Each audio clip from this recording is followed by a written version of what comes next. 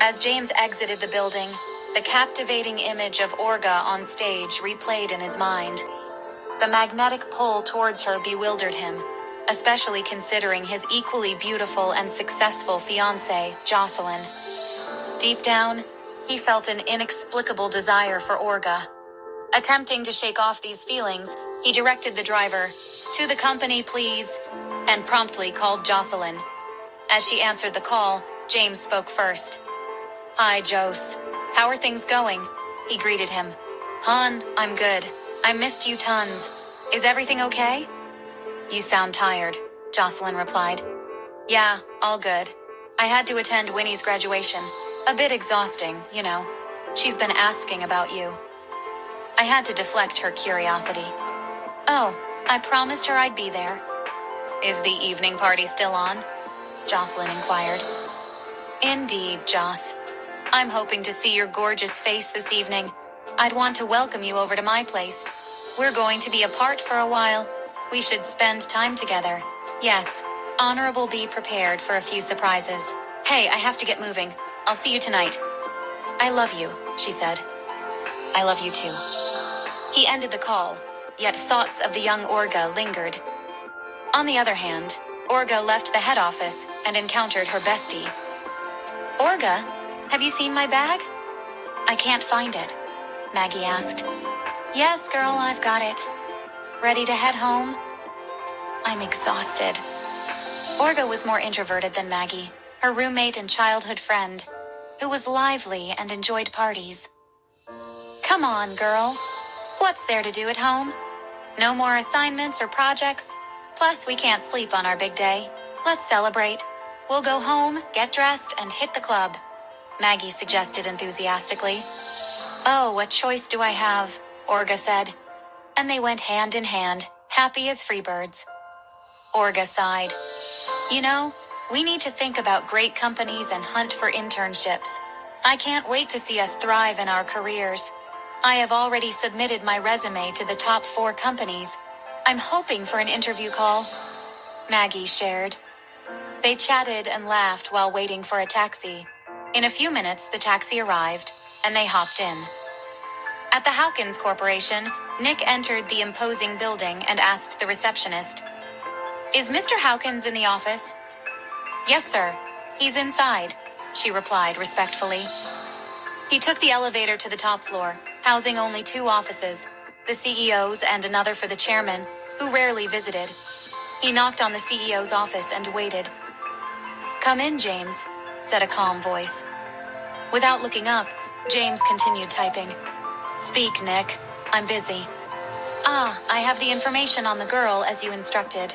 Should we call her today?" James ignored him, typing away. Nick sensed his mistake and said, "Sir?" James said sternly, "Nick, you of all people know when I say something is needed ASAP. I hope I don't have to repeat myself.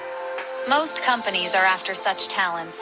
If not us, she's probably busy submitting her resume. Understand? Make sure she joins by Monday."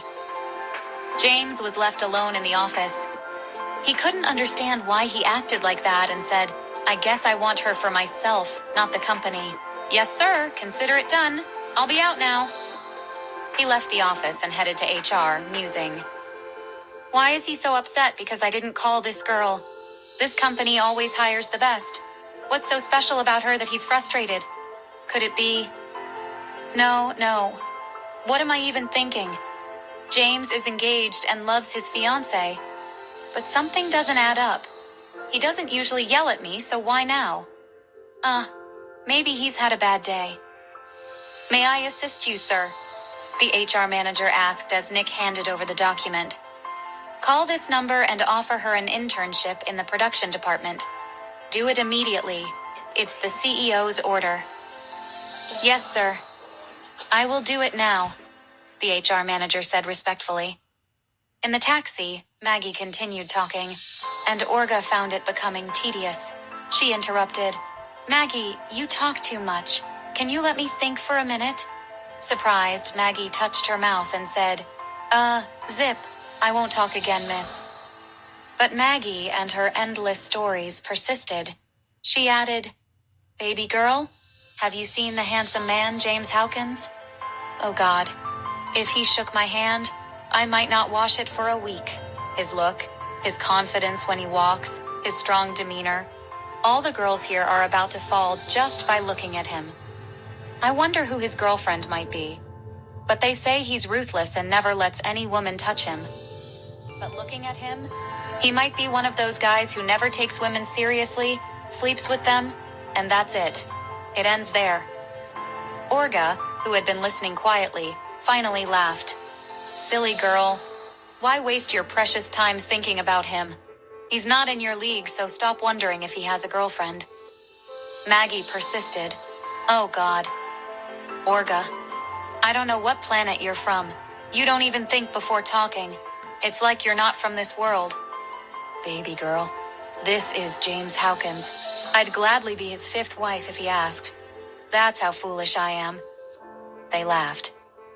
"I don't know where this conversation is going, but you need to fix your mind because it's not working." "Hey driver, stop there," Orga said, laughing. "Yes, ma'am," he responded. As they got out of the taxi, Orga's phone rang. Orga's phone started vibrating for an incoming call. "Is that your phone ringing?" Maggie asked.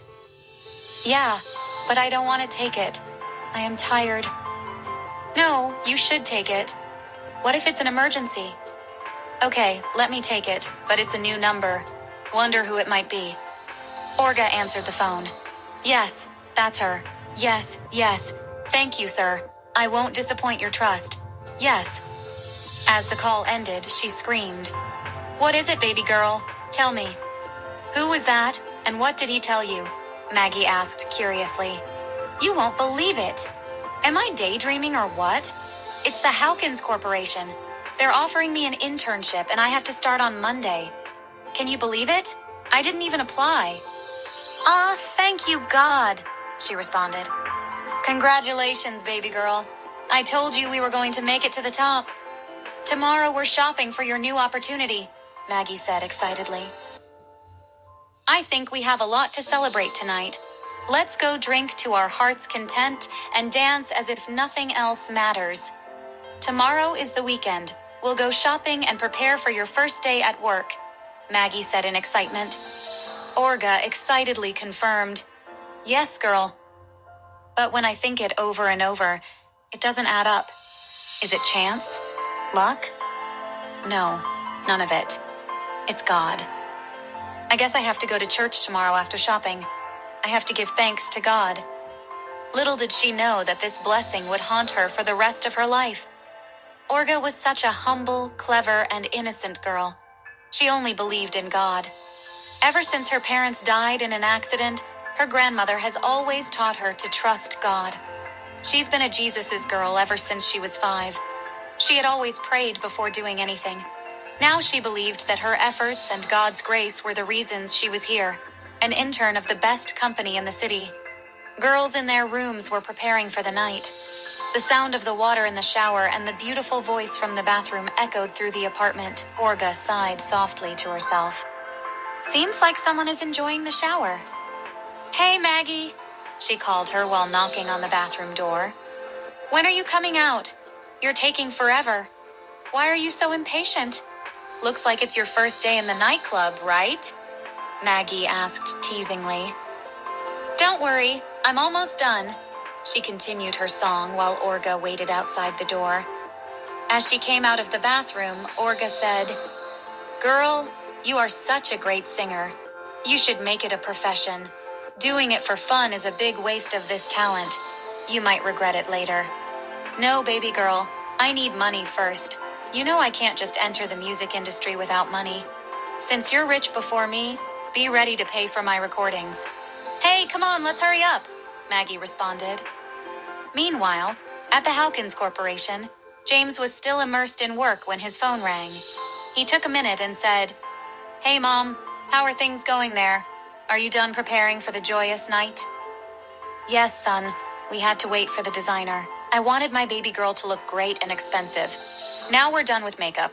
In a few minutes, we'll be all done. By the way, how about the venue? Is everything prepared? The decor, the best cake, food and beverages? I mean, everything, she asked. Mom, don't worry about a thing. Nick has already got everything covered. The party will start at 8 p.m., and the venue is the Lavish Club. Okay, son, don't be late like you always do, and don't forget your fiancé, she commanded. Yes, Mom. Don't worry, bye, said James, and hung up. Without a second thought, he dialed a number. A few seconds later, his fiancé greeted him seductively. How is my handsome fiancé doing? Miss me already? Said Jocelyn. Who in the world wouldn't miss your pretty face? Hey, listen. Meet me at the fantasy store. Let's pick up something to wear tonight, James responded. All right, honey. I am done with work here at the hospital. Let's meet there in 30 minutes. Can't wait to hug you, she said. Okay, see you. He hung up. Right at that moment, Nick entered the office to report about the venue preparations. Did I interrupt something, sir? He asked. No, I'm done talking. What is it? Is everything ready? James asked. Yes, sir. The party will be on the rooftop of the club. I had to consider the place so that we wouldn't be disturbed by the noise from the nightclub. We'll use the VVIP entrance, and the security is all set. There might be no problem, Nick reported with confidence. That sounds good. And what about the girl? James asked again. The HR has already contacted her. She's going to join us on Monday.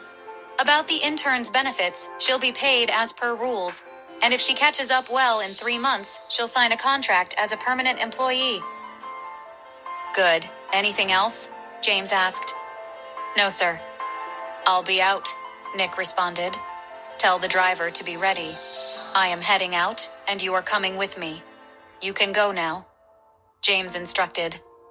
As Nick strolled out of his office, James stood up, took his suit from the hanger, and headed to his private elevator. In a minute, he entered the car and found Nick already seated, looking into the laptop. He said to the driver, Let's go to the fantasy clothing store. In the Hilton neighborhood, 2 beauties were ready to go. Maggie entered her friend's room and, surprised, she asked, Baby girl, what on earth are you wearing? Jeans for the club? No way. This cannot happen to me around. Why? What's wrong with this? Olga asked innocently. Hold on, baby girl. Olga hurried into her friend's wardrobe to look for something else, but all she could see was disappointment. She never went to clubs, so she had nothing to fit the day. You should change these things. Are you even a girl? Let me find something that may fit you. She hurried to her room, and now, here's a perfect dress. Wow, this will look perfect on her body, she exclaimed. Maggie, excited, hurried to Olga's room. Here, put this on. I know you will be the most beautiful girl in the whole club. Olga took the dress and put it on. Looking in the mirror, she couldn't believe it was her. The girl that other girls used to consider her as cheap. She adored her new self in the dress, but she was shy as the dress was too exposing. It was a sexy red dress, mid-length, open on the front, showing off her beautiful legs and her slender figure. A small part of her breast and her back were exposed. Maggie, who was busy posting on her social media, looked back and saw a dove. She had never realized how beautiful her bestie was all those years. She screamed, which made Olga too shy. Oh, Olga, it's you, right? I am not daydreaming. She crushed her eyes to look well. Wow, you know what? I can't even be jealous of you, because even if I were born for the second time, I would never be this beautiful. Girl, you have never worn makeup before, right? Let me do you simple makeup, even though, with your natural beauty, you don't need makeup. After dressing up, makeup and hair done, her friend could not believe what she was seeing. Even Olga herself could not believe it was her. She was prettier than the princess in the fairy tale. Do you have high heels? Maggie asked. No, I am not used to them. Now that we're drinking, I can't put them on even if I had them. No, baby girl, I will be with you, okay? You are safe with me. Let me give you one of my pairs. You know you have to start getting used to them. This is your new chapter. Here, try these. They always look great together with this dress. As Olga put them on, she looked at her best friend and said with emotion, "Girl, I will always thank God for bringing you into my life. I had always been forlorn before I met you, and maybe it would have been the same till today if I hadn't met you." Olga was raised by her grandmother, but they were so poor that none of the other kids loved her or would accept to play with her. She had no friends, none else except her grandmother. One day, her grandmother was sick and was rushed to the hospital where Maggie was hospitalized due to her stepmother's mistreatment. That's how they met. Maggie looked like a rich kid who had everything, but behind the curtain, she had nothing, and no one knew about it. She had fake friends who only loved her because they thought she was from the wealthiest family in their village, so she couldn't tell them how miserable her life was. They would leave her. But when she met Olga, she saw herself in her. She found a comforting place, a shoulder to cry on. They had a deep connection even though they were kids. Later on, Maggie's father died, and her life situation worsened. Even though Olga's grandmother was so poor, she felt Maggie's pain. Considering she was the only friend that her granddaughter had, she let her in so that the little one wouldn't suffer more mentally. They were poor, but happy. This old woman was everything to them. She taught them to pray and told them that they had to study hard to be respected. Olga was the best when it came to studying. She always helped Maggie so that they wouldn't have to be separated. With the help of their grandmother, they both secured scholarships to the same university. Thanks to Olga's help, here she is, a graduate of the top college in the city. Olga wouldn't have to sleep without knowing if her friend was understanding everything they were studying. Their friendship has gone beyond sisterhood. Maggie said, "Baby girl, you'll make me cry and ruin my makeup. We've only had each other and our beloved grandmother." With tears rolling down, she continued, "If I have to choose between the whole world and you, you'll always be my number one choice. No you, no me." Olga repeated, "You're right. No, you, no me. We're one."